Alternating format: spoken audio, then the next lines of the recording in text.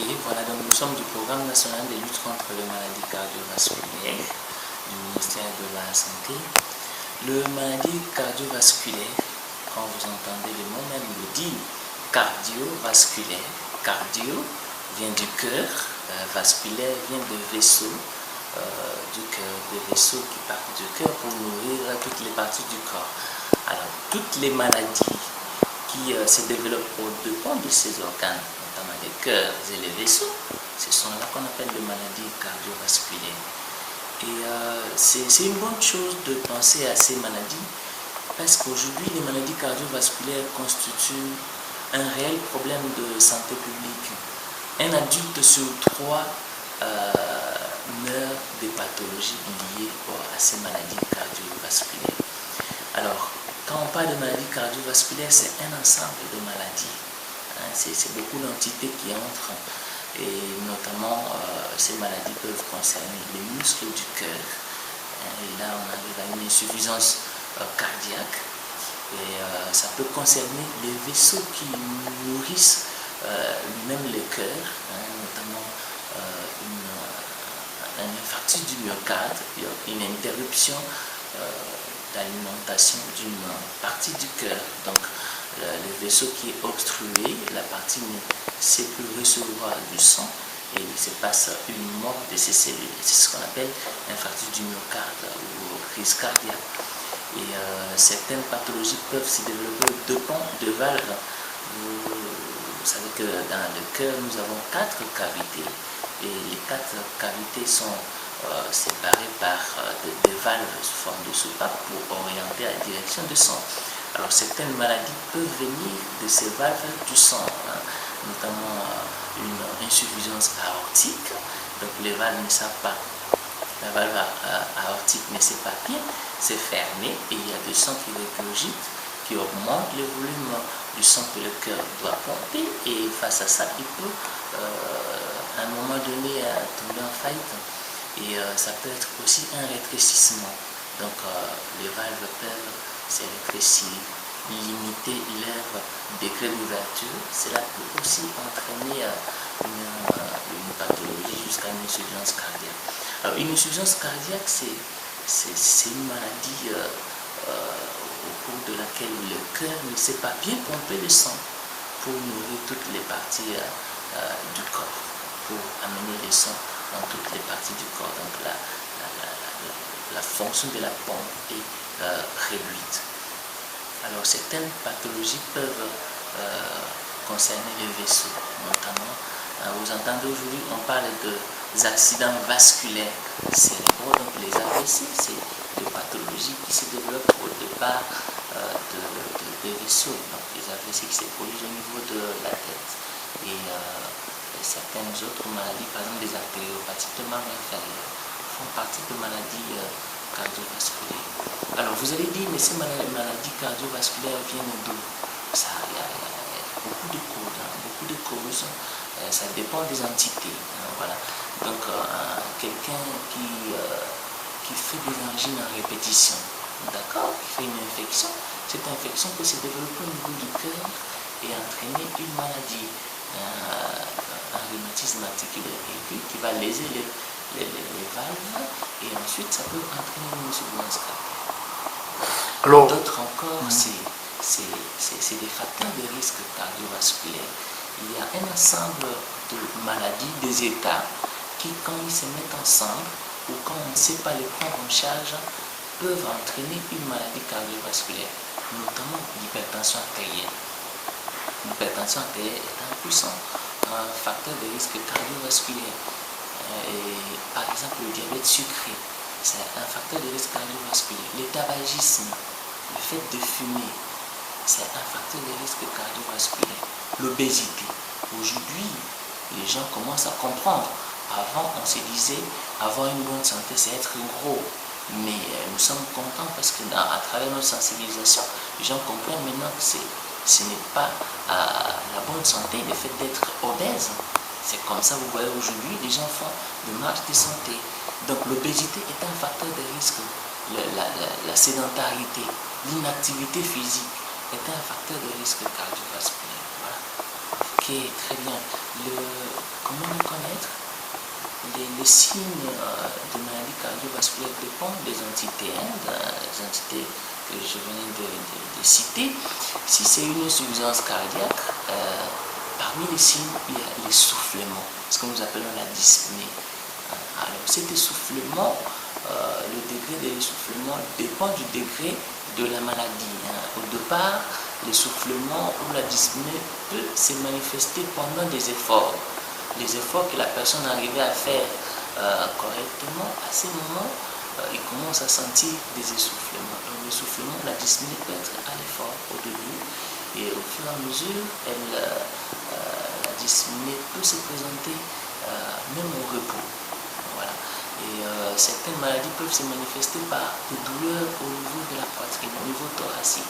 Par exemple, je vous ai parlé de l'infarctus du myocarde qui peut se manifester par une douleur, la douleur qui peut s'installer brutalement ou même progressivement dans certaines maladies. Donc, le maître symptôme, c'est la dyspnée, douleur thoracique. Et ceux qui ont déjà des maladies avancées peuvent avoir les pieds gonflés, ce que nous appelons des édèmes de membres inférieurs. Et certains autres peuvent avoir de l'eau dans le ventre, que nous appelons de l'acide. Voilà, donc c'est en quelques mots ça. Mais pour les AVC, comment on les reconnaît? C'est des gens qui peuvent présenter une paralysie d'une partie du corps, une partie du corps qui se peut obéir aux ordres de la personne. Et la personne peut voir sa bouche déviée. Donc la personne qui était calme et aussitôt on trouve que la bouche dévie d'un côté et la personne a l'incapacité de bien articuler le mot. La personne parle, on ne sait pas bien l'écouter. Et d'autres encore, ça peut se manifester par un coma de survenue brutale. Voilà, en fait. Donc les signes dépendent des entités. Pathologie. Bien évidemment, les maladies cardiovasculaires peuvent être évitées, sont des pathologies évitables. C'est d'ailleurs là que nous mettons toute notre énergie pour la sensibilisation. Parce que les maladies cardiovasculaires constituent un poids, une lourde charge pour la prise en charge, pour l'individu, pour sa famille, pour le pays.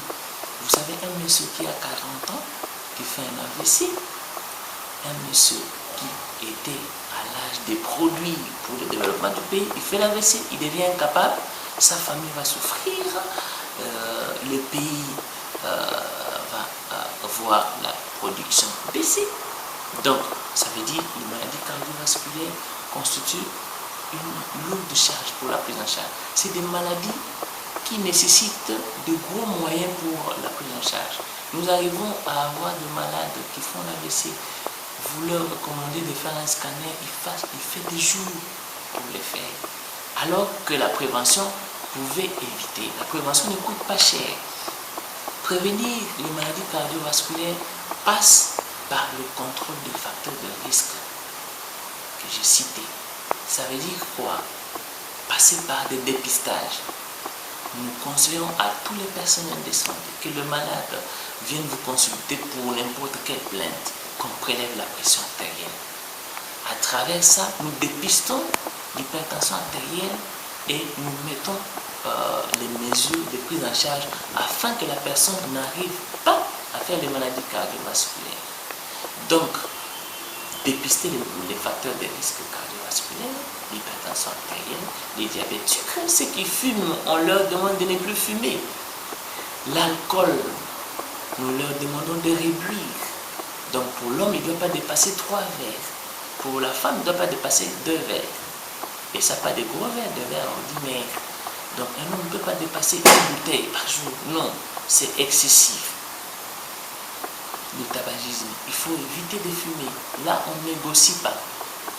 L'alcool, on vous demande de baisser. Mais pour le tabagisme, la cigarette, on stoppe. Parce que rien qu'avec la cigarette, tu peux faire l'infarctus du myocarde. Rien qu'avec la cigarette, tu peux développer les AVC. Voilà, donc prévenir les maladies cardiovasculaires passe par un bon contrôle des facteurs de risque. l'hypertension.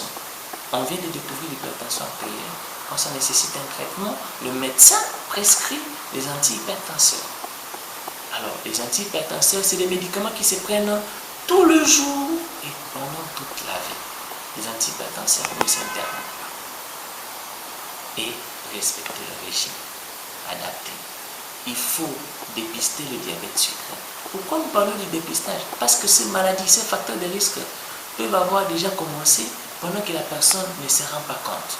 Vous pouvez être hypertendu, déjà vous souffrez de l'hypertension sans le savoir. C'est lors parfois d'un check-up, lors d'une consultation pour un autre problème qu'on découvre que vous étiez hypertendu. Et parfois même nous diagnostiquons ces maladies à des stades déjà avancés pendant que ces maladies ont déjà créé des complications. La plupart des hypertendus que nous diagnostiquons, ils ont déjà des complications. Ils ont déjà des complications au niveau du cœur, une hypertrophie du ventricule gauche. Ils ont déjà des complications au niveau des yeux. Parfois déjà des complications au niveau de rein. Déjà une insuffisance rénale installée. C'est pourquoi nous disons qu'il faut faire de check-up. Nous recommandons, lors de ces check-up, on vous met sous traitement et bien observer son traitement, respecter les mesures. Donc, arrêtez de fumer. Pour le taux de cholestérol, l'hypercholestérolémie, nous les dosons. On dose dans le sang. Si ça nécessite un traitement, on donne un traitement et on explique les mesures de prévention pour que le taux de cholestérol dans le sang puisse baisser, le taux de graisse. Et bien sûr les autres facteurs de risque cardiovasculaire. Et ça c'est pour certaines pathologies, mais d'autres, c'est comme je disais tout à l'heure, il y a certaines pathologies qui ont comme cause des infections. Là, il faut qu'on évite des infections qui peuvent avoir un tropisme au niveau du cœur et développer ou entraîner une insuffisance cardiaque. Un mot de la fin, docteur. Un mot de la fin, c'est que nous tous, nous devons lutter.